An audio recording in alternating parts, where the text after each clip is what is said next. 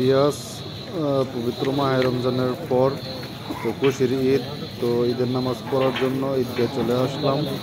তো দেখেন বাঙালি মানে সব কিছু। আসসালামু আলাইকুম।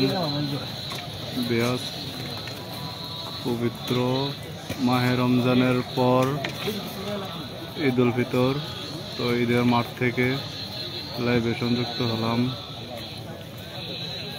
প্রবাসের ঈদের মাঠ দেখেন, বাঙালি ওমানি সবাই মিলেমিশে ঈদের নামাজ আদায় করব। তো দেখেন বিয়াস কত মানুষ হয়েছে ঈদের নামাজ পড়ার জন্য, ঈদগাহে আসছে কত মানুষ। তো দেখেন আপনারা প্রবাসের মাটিতে ঈদ, তো পবিত্র রমজানের পর আজকে ঈদের নামাজ আদায় করলাম এবং কি আদায় করব তো ঈদগার মাঠে। তো ওইদিকে রয়েছে মহিলা আছে, ওইদিকে দেখতে পাচ্ছেন মাঠের এক কানি দিয়ে কত মানুষ পতাকা টানানো। তো ওই দিক দিয়ে মহিলা আছে, তো মানুষ।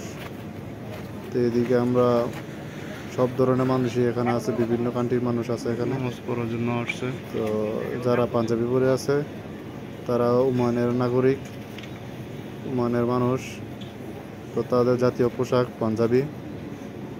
সব যারা চাকরি করে তারাও এই পাঞ্জাবি পরে চাকরি করে। মাত্র পুলিশের ড্রেস, সেনাবাহিনীর ড্রেস আলাদা না হয়।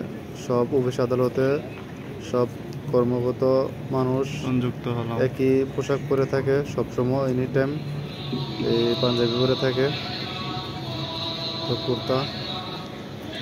তো দেখেন বিশাল বড় এক ময়দান, ঈদের মাঠ। তো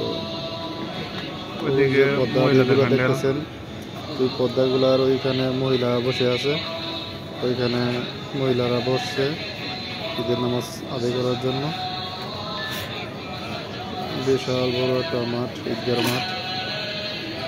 তো ওইদিকে পিছনে কত বড় বড় পাহাড় দেখতে পাচ্ছেন, দেখেন কত বড় বড় এই পাথরের পাহাড়।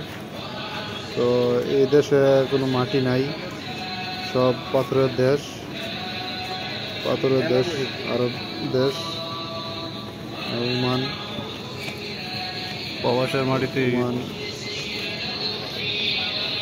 এই যে মানুষ আসতেছে গেট দিয়ে, গেট মূলত 4টা গেট, এদিকে একটা গেট আছে, ওই দিকে একটা গেট, আর পিছন দিয়ে আরো 2টা গেট আছে।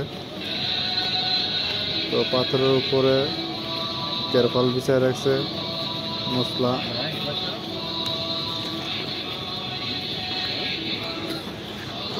ওইখানে ইমাম দাঁড়ায় আছে, তো কিছুক্ষণ পর নামাজ শুরু হবে। এটা বিশাল মানুষ।